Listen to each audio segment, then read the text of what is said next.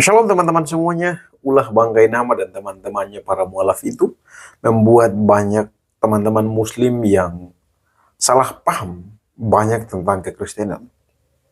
Mengapa saya katakan demikian? Karena seperti Kainama mengajarkan bahwa Yesus tidak mati di salib. Pertama, semua yang tentang Yesus itu tidak masuk akal menurut beliau. Karena itu penilaian Kainama bahwa orang Kristen itu memfitnah Yesus. Nah, hari ini dari Muslim ada yang bertanya bahwa kematian Yesus itu tidak masuk akal. Oleh karena itu, sudah ada Bapak Pendeta Esra Suro yang akan menjawabnya secara tuntas. Mari kita saksikan. Tuhan Yesus memberkati. Dari awal, Ustadz menjelaskan bahwasanya ingin di counter lah istilahnya. Dari keempat Injil ini menyebutkan Yesus mati jam 3. Tadi disebutkan Ustadz dijelaskan bahwa jam 12 masih ketemu Pilatus. Dan perjalanan dari Stad sampai ke penyalipan itu 3 jam. Apakah langsung 3 jam itu gak ada dirikan salib, pengikatan, pemakuan, dan sebagainya? Nah, ini nggak cukup. Bukan langsung tiba langsung meninggal mati, itu bukan. Itu yang satu belum dikontrol oleh Pendeta Esra Solo. Kedua, kaitannya. Terus ada yang dari teks yang asli Hebrew tadi. Ini kan nggak ada yang ditombak itu, Bang. Nah, ini yang kaitannya dengan itu. Berarti Dua kalau pertanyaannya. penyalipannya butuh waktu, penombakan itu nggak dapat waktu untuk nombaknya. Berarti kalau nggak ada waktu untuk nombak, untuk apa yang bawa Nur sama Allah kalau bukan tidak untuk penyembuhan? Untuk apa itu? Gitu loh. Kaitannya dengan yang saya tangkap di situ. Allah cerita dari 3 jam ini, kalau nggak terlampaui, ya kan? Berarti Yesus belum ditombak. Dan yang Samuel sama Allah ini, selain untuk penyembuhan yang 30 kilo tadi yang dibalurkan, ya, untuk Yahudi itu untuk apa? Gimana selain untuk penyembuhan? Gitu aja. Kalau bisa menjelaskan selain untuk penyembuhan, untuk sembuh, Yesus untuk sembuh, itu baru bisa ada pemikirannya lain, bukan untuk penyembuhan Yesus, tapi untuk upacara pemakaman atau pembaluran atau apa. Oke, garis Pak. Itu aja, udah. Baik, terima kasih. Jadi begini ya, itu terkait dengan waktu kematian Yesus. Kenapa terlalu cepat? Pilatus juga merasa heran kok terlalu cepat ya. Nah, memang ingat bahwa Yesus itu bukan satu-satunya orang yang disalib. Ada terlalu banyak orang sebelum Yesus, setelah Yesus juga banyak orang disalib. Betul. Dan pada umumnya itu mereka mati cukup lama ya. Nah, tapi mengapa kok jadi begitu cepat? Ingat bahwa Yesus itu dia berada dalam kondisi fisik yang sangat-sangat lemah. Itu ketika dia ada di Getsemani. Karena itu pada hari Kamis dia sudah ada di Getsemani. Lalu menurut kesaksian Lukas dia berdoa sampai kita melihat titik-titik peluhnya keluar seperti titik-titik darah. Dan itu dia mengalami satu gejala medis yang namanya hematihidrosis. Hematihidrosis itu adalah dalam ketegangan yang tingkat tinggi, maka kapiler-kapiler di dalam itu menjadi pecah dan karenanya keluar bersama-sama dengan keringat. Nah, gejala hematihidrosis yang dialami oleh Yesus itu membuat kulitnya tuh sangat rentan nanti ketika dia dicapuk. Nah, dengan kondisi Yesus yang tidak makan, tidak minum, dan semalam-malaman ditambah dengan hematihidrosis, membuat kondisinya rawan. Lagi pula, dia dicambuk dengan cambuk Romawi. Cambuk Romawi itu jangan bayangkan seperti cambuk-cambuk kita, tidak. Itu satu gagang semacam ini, itu kira-kira ada 6-7 jalur, dan masing-masing jalurnya itu diberikan dari runcingan tulang dan juga logam berbentuk seperti mata kail. Jadi pada waktu mata kail ditaruh dan ditarik, krek itu menunjukkan itu sampai isi daging itu keluar. Nah, Yesus dicambuk berapa kali? Kalau saudara ingat apa yang Paulus katakan, kesaksian Paulus, dia bilang dia pernah disesah 40 kurang 1 pukulan. Mengapa 40 kurang 1 pukulan? Karena tradisi Yahudi, orang dicambuk itu 40 kali. Nah, tidak boleh lebih dari 40 kali, karena itu dianggap menghina saudaranya. Karena mereka tidak mau melebihi 40, maka biasanya cambuk hanya dilakukan 39 kali. Makanya Paulus bilang dia disesah 40 kurang 1 pukulan. Masalahnya, Yesus tidak dicambuk oleh orang-orang Yahudi, tapi oleh orang-orang Romawi. Dan ada ahli yang mengatakan bahwa pencambukan itu berapa kali, itu tergantung suasana hati dari si serdadu.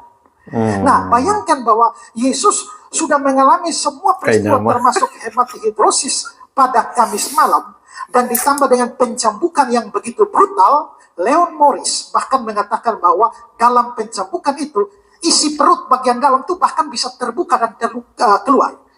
Nah, dalam hal semacam ini, akhirnya setelah dicambuk, baru Yesus dibawa ke penyaliban. Kalau kita membaca catatan Injil, dia hampir tidak kuat lagi, lalu sampai akhirnya dibantu oleh Simon orang Kirene di dalam membawa salib. Itu gejala secara medis itu mengalami apa yang namanya hipovolemik. Hipovolemik itu adalah satu gejala di mana dia begitu tekanan darah begitu kuat dan kekurangan darah, dan dengan kondisi semacam itulah dia naik ke atas salib. Pada waktu dia naik ke atas salib dan dia bertahan di atas salib, orang di atas salib itu mereka kan harus bernapas karena belum mati. Nah, apa yang menentukan pernapasan itu? Kalau mereka masih bisa membuat tekanan ke bawah. Jadi kaki itu penting, membuat tekanan lalu naik turun supaya bisa bernafas. Nah, ingat bahwa punggung Yesus itu sudah seperti bubur pada waktu dicambuk ya. Nah, dengan punggung seperti bubur itu dia harus naik gesek semua, dan itu membuat suatu kesakitan yang begitu luar biasa. Nah, dengan fenomena semacam ini, bahwa sebelumnya mengalami hematihidrosis, di dalam perjalanan mengalami hipovolemik, maka sangat wajar bahwa dia mati lebih cepat dari kebiasaannya. Juga kita bisa lihat bahwa waktu para prajurit datang, ini kan mayat harus diturunkan karena ada perayaan besar besoknya. Maka mereka harus segera menurunkan. Tidak boleh ada yang masih di atas kayu salib. Maka kalau belum mati harus dimatikan. Itulah sebabnya dua penjahat di samping kiri kanannya itu dipukul pakai martil tulang kakinya supaya patah. Supaya dia tidak bisa lagi untuk naik, untuk tarikan napas. Begitu pukul, matilah mereka. Tapi begitu dia menghadapi Yesus dan ingin memukulnya, dia lihat, oh, dari fenomena yang terlihat sudah mati. Lalu untuk memastikan itu, dia menusuk tombak ke sana dan keluar air dan darah. Itu bisa dijelaskan secara medis, dan itu untuk memastikan kematian. Ingat bahwa para prajurit Roma itu bukan orang yang baru salib orang, itu pakar penyaliban itu, ya. Dan mereka kalau menyalibkan orang yang harus mati dan tidak mati, maka mereka yang akan dihukum. Itu tradisi zaman itu. Saudara lihat bahwa pada waktu kepala penjara Filipi di Kisah Para Rasul itu, ya, begitu ada kemungkinan bahwa Paulus lari dari penjara, dia langsung mau bunuh diri. Kenapa dia mau bunuh diri? Karena kalau sampai Paulus yang harus ditahan dalam penjara lepas, maka dia yang harus dibunuh. Karena itulah dia mau bunuh diri. Begitu juga kita bisa melihat para prajurit yang diberikan Pilatus untuk menjaga kubur Yesus itu dengan segel, dengan meterai. Berani kubur Yesus itu sampai mayat Yesus sampai hilang, maka mereka bisa dibunuh mati. Nah, tradisinya semacam itu, maka seorang prajurit Romawi tidak meresikokan dirinya dengan suatu pengabaian sehingga bisa melepaskan Yesus yang harus mati, tapi tidak mati, sehingga hanya terluka di kuburan saja, di atas kayu salib saja. Nah, ingat bahwa kalau kita bicara secara medis, hipovolemik, juga hematihidrosis, dengan mengerti tradisi penyaliban dan tradisi pencambukan, maka tidak ada kemungkinan Yesus hanya pingsan saja, lalu besoknya sembuh. Kalau Yesus itu sembuh, ya seperti Pak Kainama bilang, rasanya aneh ya, bahwa 3 hari kemudian dia sudah keluar dan menampakkan diri kepada banyak orang dengan begitu segar bugar. Kalau dia mengalami penyaliban dan pencambukan semacam itu, 3 hari pasti belum bisa jalan.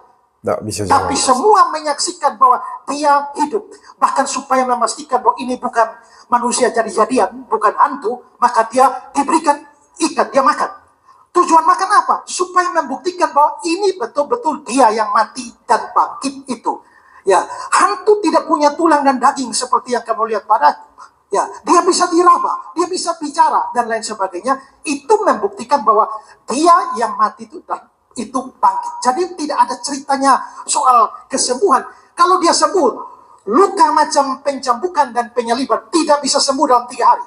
Mau dibalut dengan 50 kilo yang seperti pakai nama, tidak bisa. Dia mungkin butuh 3-4 bulan. Ya, karena ini hancur semua, hancur semua. Pak Betul, Kainama ngomong dicambuk. itu pasti tidak ngerti tradisi pencambukan, makanya bisa pikir Ya, dia bisa Kainama nggak mampu, sekolah soalnya. bisa sembuh dalam 3 hari. Nah, karena itulah maka kita bisa melihat bahwa apa yang terjadi sesungguhnya itu adalah kebangkitan, mujizat kebangkitan. Dan para prajurit Roma tahu pasti itu. Jadi itu bukan dugaan saja, tapi itu dipastikan demikian. Ya. Amin. Terlalu mantap penjelasannya Bapak Pendeta Ezra ya. Semoga teman-teman Muslim yang masih memiliki pertanyaan yang sama terjawab oleh jawaban Bapak Pendeta Ezra. Dan sekali lagi saya meminta untuk tidak mengikuti pengajaran-pengajaran dari Ustadz Ahmad Kainama itu yang mengaku mantan pendeta, tapi tidak memahami akan hal-hal yang simpel seperti itu. Oke teman-teman, harapan besar saya seperti itu. Dan kalian yang hari ini membenci kekristenan bertobat. Karena ingat, keselamatan hanya ada dalam Yesus Kristus, tidak ada yang lain. Tidak ada yang lain teman-teman ya. Jadi hari ini saya yang sudah merasakan anugerah keselamatan itu, saya mau menyampaikan kepada teman-teman semua yang belum menerima Yesus Kristus sebagai Tuhan dan Juru Selamat pribadi, ayo buka hatimu dan terima Dia sebagai Tuhan dan Juru Selamatmu. Karena keputusan untuk percaya kepada Yesus ya sewaktu kita masih hidup. Kalau sudah mati, selesai. Kalau Anda mati dalam keadaan tidak percaya kepada Tuhan Yesus, maka sudah dipastikan bahwa tempat Anda di neraka. Baik teman-teman, sekian yang dapat saya sampaikan. Tuhan Yesus memberkati.